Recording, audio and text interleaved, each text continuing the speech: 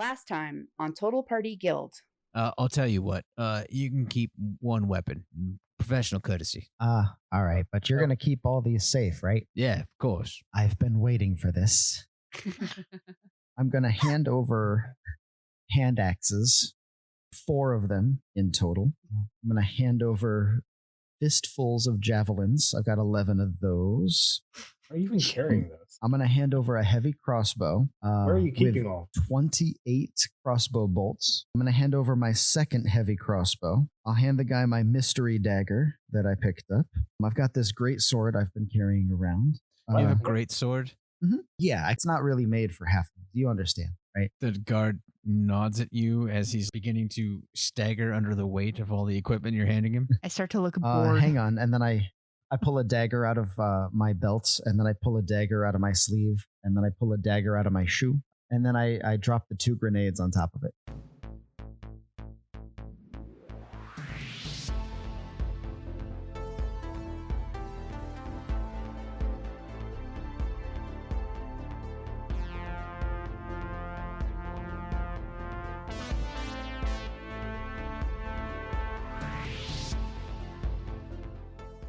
It is.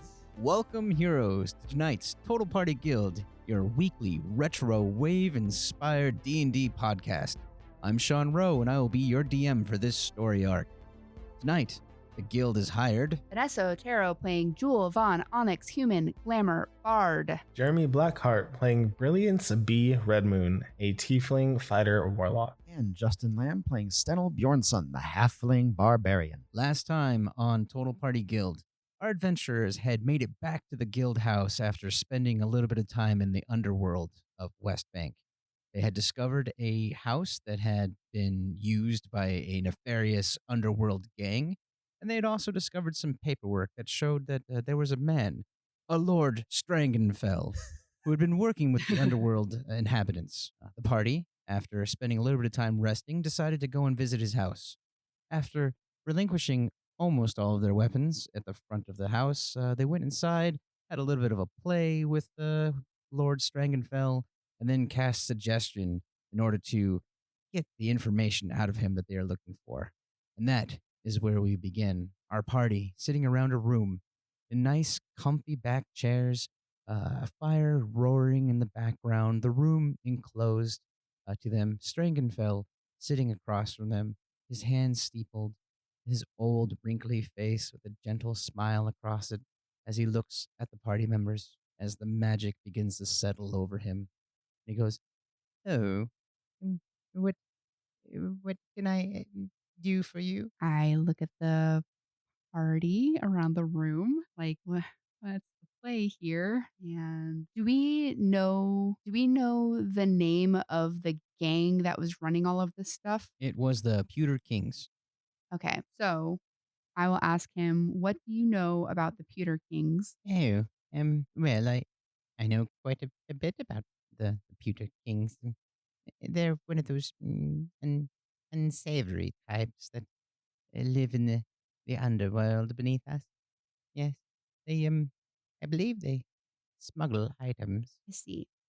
Have you ever had items smuggled for you by the Pewter Kings? Well, of course, I have had the occasional hard to retrieve item or something that I didn't necessarily want the other lord to know. Move quietly, but it's not something that we all don't do occasionally. What kind of items have you ordered from the Pewter Kings? Oh, it's not something I've ordered from them. It was more something I had moved with them. I had an art object and some magical items I didn't want everyone to know that I had moved with them. Do you know anything about the intelligence devourers? Intelligence devourers. I know some things about them, yeah. All right. Do you know sorry, thinking. Just kind of I'm thinking of how to get the get the specific information out of it without actually showing too much of our hand, I guess. But I look at the other two. Do you have any questions? Oh, I'd like to think at this point, Stennel would jump up out of his seat, uh, and he'd like he'd grab like a bit of like burnt wood from out of the fireplace and pull the most expensive book he could find off the shelf. And just on the inside cover, he would draw like a real quick sketch and then thrust it in the guy's face. Be like, tell us about these things. And I'll draw like an intellect devourer, but it'd probably look like Wiggles. linguini on a demented table. Like it probably wouldn't look like. Occasionally, when the weather's just right, the clouds look just like that. I can tell you about that. No. You see, uh, it's kind of darkish and stormy, and they kind of roll around in the sky. Occasionally, there's lightning, but not too much, Mm. followed by rain. Oh, I've seen it hail. Brain dogs. What? Tell us about the brain dogs. You've seen the brain dogs. You know what those are. I do know what those are. Yeah, they are servants, I am to understand, of the Underlord. I'll share like a pregnant glance with Jewel. And I They nod. eat the brains of the wretched, the poor, and those that we don't need here on the surface world. Sure, you understand. Of course. Of course. And do you know anything, excuse me, do you know anything about the brains in jars? Is this something that you contribute to appease the brain dogs? Oh, my, no, those are something completely different, I'm afraid. How did you find out about those? That's very unique. No, they don't go to the brain dogs. No. Uh, intellect devourers, I'm here they're called. No, they serve a different purpose entirely. And what's that purpose? Well, to create an army, of course, to help root out the ones above. I look to B. Were you going to say something? Is there an intellect devourer in this house? There are a few. Yeah, most of my gods, my servant. Is there one in this room? No, there's not one in this room. I'm kind of like connecting some pieces in my brain and glancing between the two of you. Is that all of your question? I Um, do have an appointment. They should be here shortly. Oh, who are you seeing? Oh, just a few business associates. Nothing to deal with the current predicament that you've put me in. Do you by chance have a list of names of people that are also using intellect devourers as servants and guards and etc.? As far as I know, I'm the only one using them as servants and gods. I think the rest have just been infiltrated. So you're kind of like leading this if you're the only one that's using them for your servants while everybody else is just being infiltrated. Would you say that you are pretty high up in this organization? I would say I'm the leading edge. Oh, Well, I'll kind of like put my arm around him in a bit of a side hug. Like, man, you're the guy to know. You're the most important guy in town. And I'm gonna mouth like, we need to get out of here. well, we have 8 hours of him answering questions. Can someone be under multiple suggestions at the same time? I have no idea. There's nothing that says they can't. I don't think. I'll look it up. Yeah, that's just putting multiple spells on top of somebody, right? Yeah, I don't know. I don't think it's gonna be on the spell descriptor. Can you be asleep and a fish? Oh, If okay. that last sentence, if you or any of your companions damage the target, the spell ends. That's damage. so- Yeah, but if you are also casting a hostile spell against them, it might cancel my suggestion, but give you a suggestion. So there's no straight ruling besides effects of the same spell cast multiple times don't combine. However, the most potent effects, such as the highest bonus from those casting, applies while their durations overlap. So I would say yes, but it would just be like a duration thing. Like if you cast suggestion with the same exact wording, then it would just be the duration effect. Yeah. Or you could just ask me to drop my suggestion. Well, I don't. I was just gonna have him follow us back to the Adventurers Guild. Or what? I don't think the Adventurers Guild even has the authority to do anything about it, do they? I mean, he did just admit to. Being in charge of this organization. Yeah.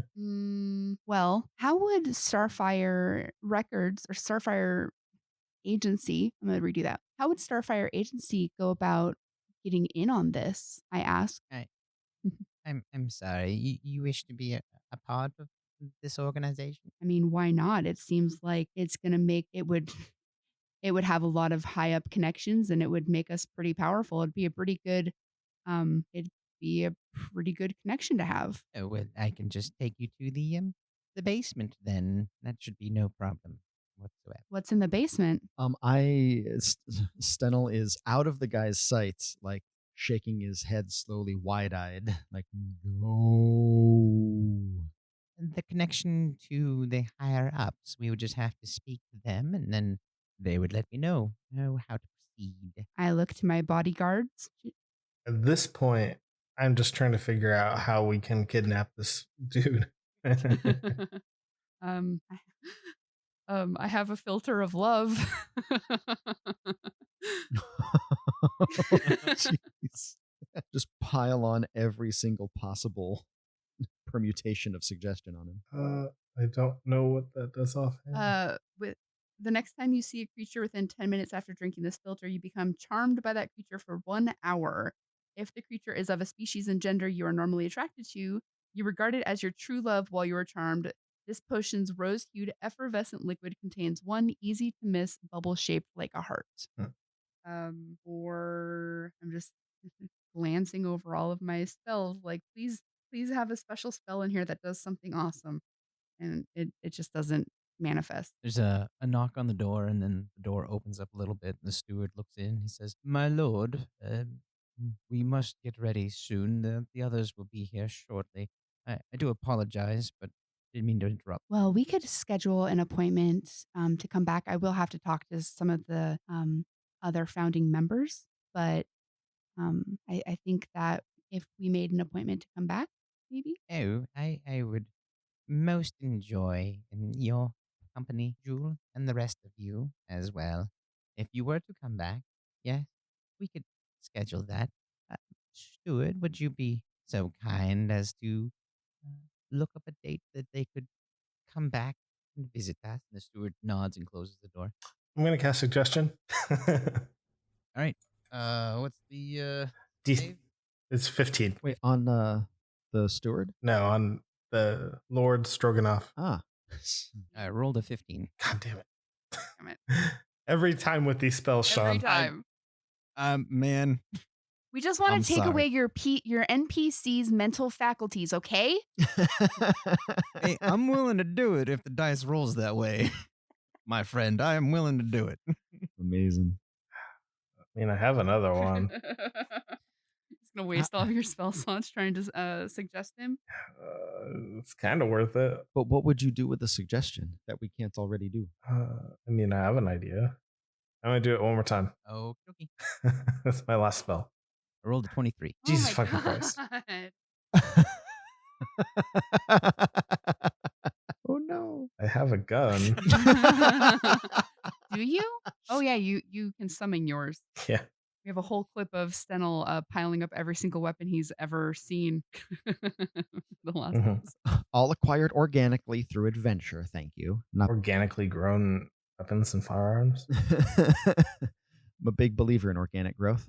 That came out sounding weirder than I thought it would. Jules feeling a little panicky. Oh, I shrug and I say, I guess it'll have to be next time. But If he we have a succeeds- better idea of... Oh, go ahead.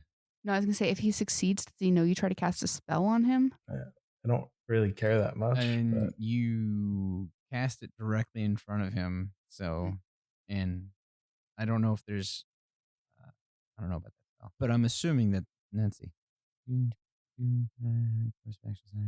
mean, I think at the end of it, they know they were under one anyway. Let's see. Actually, yeah, unless you use that filter of love, in 7.5 hours, he's going to know he was bamboozled. Well, that's only for an hour. Well, the suggestion spell is for 8 hours though. So if I just leave but that the- with concentration on, I think is what Justin was saying, right? Well, I wasn't sure if the filter of love would have a more lasting effect. No, it lasts for an hour, but it would pretty much make him, if he's attracted to human females, human women, he would treat me like his true love, and we might be able to convince him to come with us. But then what would we do with him?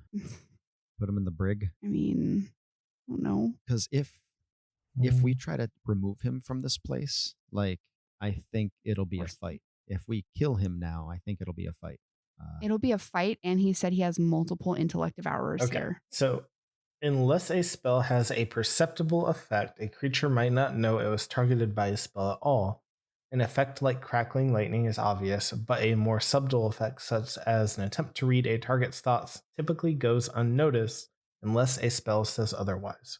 So a target of suggestion is generally never aware of the spell. Cool. That's true, but you did cast it twice. So what was your suggestion both times? Why don't you follow us back to our studio so we can sign some contracts before negotiation? And his first response would have been, no, I do have other obligations today. Really? I think you want in on this deal. It's a once-in-a-lifetime opportunity to get in on the ground level. As much as I do understand that, I don't believe today will be the day that I can do that. But my steward should be back shortly, and we'll discuss plans for the future. Out of character, do we know intellect devourers have telepathy? That's a good question. Have you guys? These guys have been fairly new to you right now, right? I mean, like you've only encountered them a handful of times in combat. Have you spent any time researching it or anything like that? We could probably do a history check to see if you know. I mean, B's dumb. But B has also had his brain chewed on. That's true. He's experienced this from the inside out. Yes, go ahead. Yeah, I mean, go ahead and do a history check on that. Sure. 9, so 8. So no, B doesn't know about telepathy. B is dumb. Heck. what are we doing here? Leaving, probably. Can we schedule a date with the steward to come back and then leave? Mm-hmm. Okay. Yes. Okay. Let it be. All right, so the steward comes back and he gives a date that's like 2 weeks out for you guys. That's the closest approximate date that the Lord is free. Okay. That sounds great. Let's do it. It is. Yeah, it's far enough out. It should be okay. Of course. And I will, of course, thank the Lord so much for agreeing to see us. And I look forward to talking about that deal. Okay. And then let's go pick up Sentinel's weapons and leave. It was a pleasure, Jewel. And you guys begin walking out. Ah, it's very cool. Okay. And I'll leave the soot-stained book with him. Thank you. Thank you, my friend. You. You're you. Yes. We'll see ya. And we get the fuck out. Yeah, let's go quickly. We're all just like doing that thing that you kind of like rush walk, power walk, trying to get out of here quickly. Yes, you guys Scooby-Doo out the front of the store or the mansion, and you make it back to the guard. The guard hands over all of your weapons.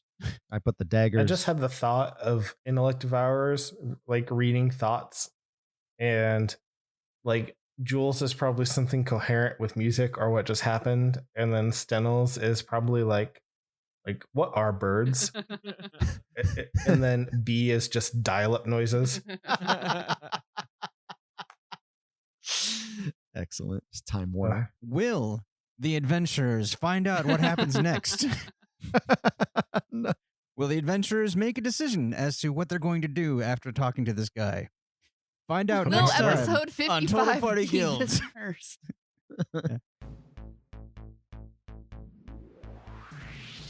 Do apologize. This episode was cursed. This is the cursed episode. We had all kinds of problems recording. We're not ending it at 10 minutes. Yeah, we are. We're done. We're gonna stop right now. We're gonna do a different episode. This will be the bite-size episode. Right. Tapas. We're serving tapas. I only have 41 minutes on here, but like 30 of them were waiting. Yeah. No, we're gonna release 2 episodes next weekend.